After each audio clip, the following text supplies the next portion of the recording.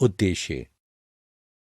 इस पाठ के अंत में आप निम्नलिखित सीखने में सक्षम हो जाएंगे। पर्यावरण प्रदूषण का वर्णन करने में, नगरीकरण को समझने में, नगरीय अपशिष्ट निपटान का वर्णन कर पाने में, ग्रामीण शहरी प्रवास को परिभाषित करने में, गंदी बस्तियों की समस्याओं व वजहों का विश्लेषण करने में।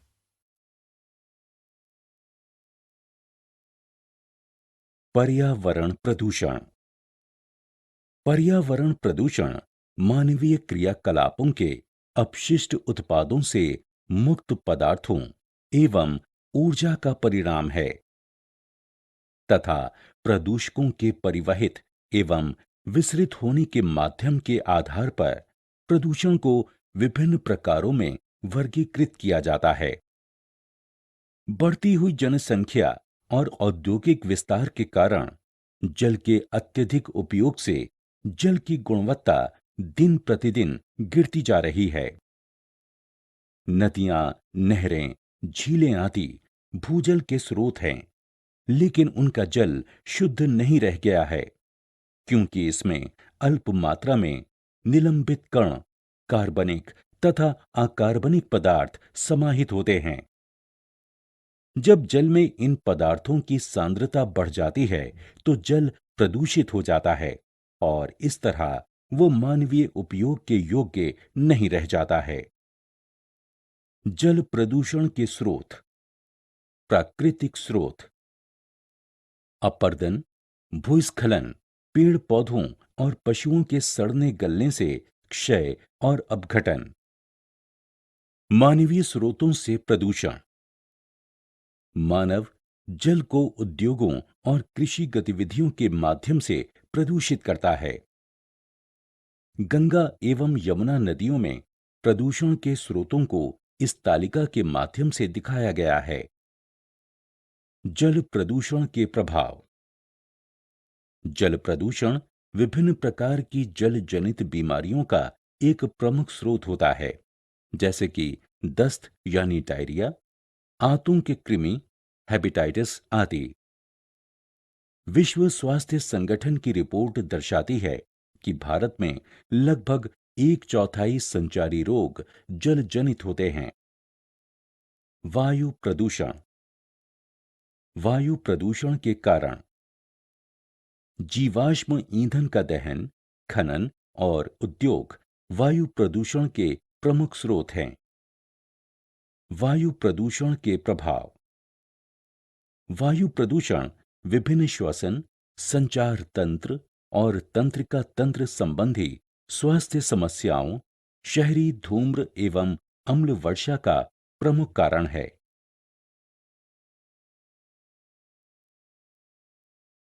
ध्वनि प्रदूषण। विभिन्न स्रोतों से उत्पन्न ध्वनि का मानव की सहनीय सीमा से अधिक तथा असहज होना ही ध्वनि प्रदूषण है।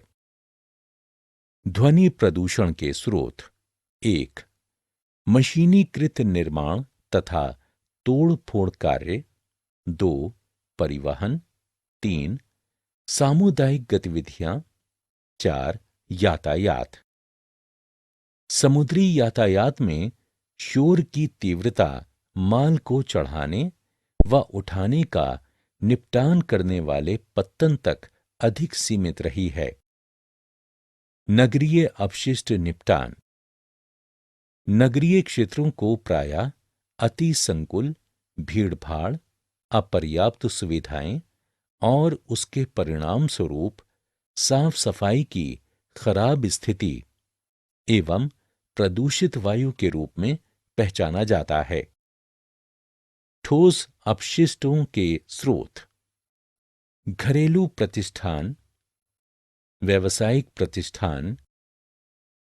ठोस अपशिष्टों के प्रभाव। 1. ये स्वास्थ्य समस्याओं की प्रमुख वजह है, जिससे बदबू पैदा होती है। 2. बदबू से मक्खियां और कृंतक पैदा होते हैं, जिससे विभिन्न बीमारियां पैदा होती हैं। 3. औद्योगिक कचरे को नदियों में डालने से जल प्रदूषण की समस्या होती है। 4. किण्वित अनुपचारित कचरे से वायुमंडल में विषाक्त गैसें मुक्त होती हैं। ग्रामीण शहरी प्रवास। ग्रामीण क्षेत्रों से शहरों की ओर जनसंख्या प्रवाह ग्रामीण शहरी प्रवास को संदर्भित करता है। इस पलायन के पीछे की प्रमुख वजह छोटे और मध्यम नगरों में अवसरों की कमी है, जिससे लोग प्रायः अपना जीवन यापन करने के लिए अपना ग्रामीण क्षेत्र त्याग कर सीधे महानगरों की ओर आ जाते हैं। गंदी बस्तियों की समस्याएं। नगरीय बस्तियां एक ऐसी बस्ती जहां मुख्य रूप से जनसंख्या बहुत अधिक होती है और जहां विकसित वातावरण होता है, उसे नगरीय बस्ती कहा जाता है। भारत में नगरीय केंद्र सामाजिक, आर्थिक, राजनीतिक, सांस्कृतिक एवं विकास के अन्य संकेतकों के किसी अन्य क्षेत्र की अपेक्षा कहीं अधिक विविधतापूर्ण हैं।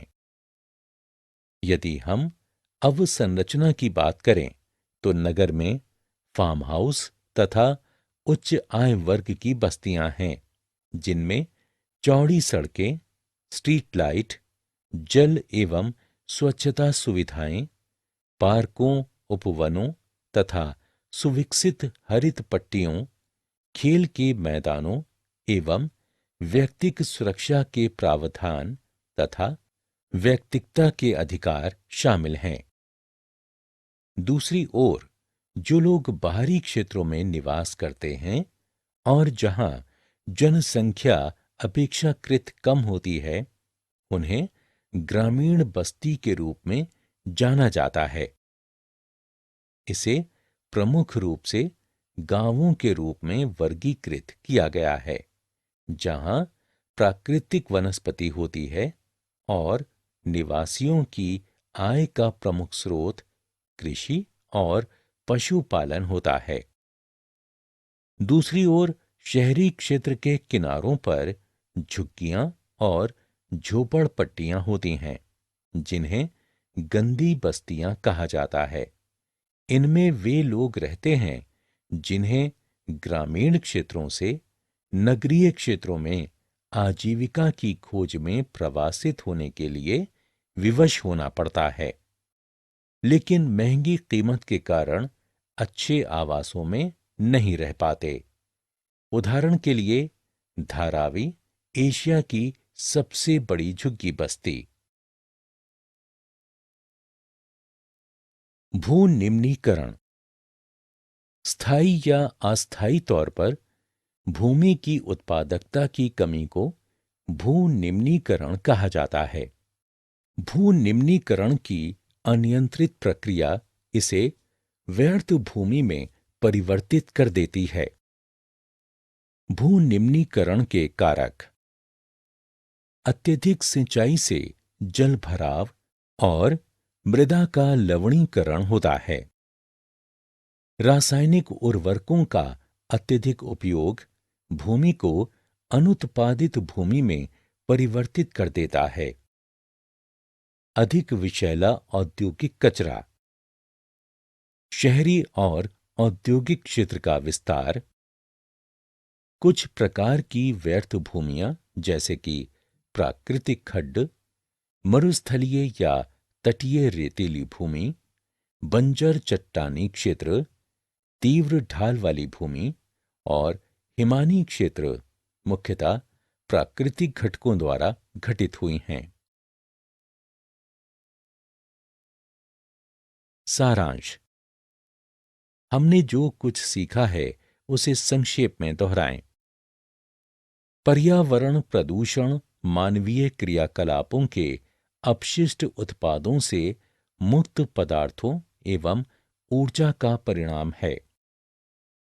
प्रदूषकों के परिवहित एवं विसरित होने के माध्यम के आधार पर प्रदूषण को जल प्रदूषण, वायु प्रदूषण और ध्वनि प्रदूषण के प्रकारों में वर्गीकृत किया जाता है। विभिन्न स्रोतों से उत्पन्न ध्वनि का मानव की सहनीय सीमा से अधिक तथा असहज होना ही ध्वनि प्रदूषण है।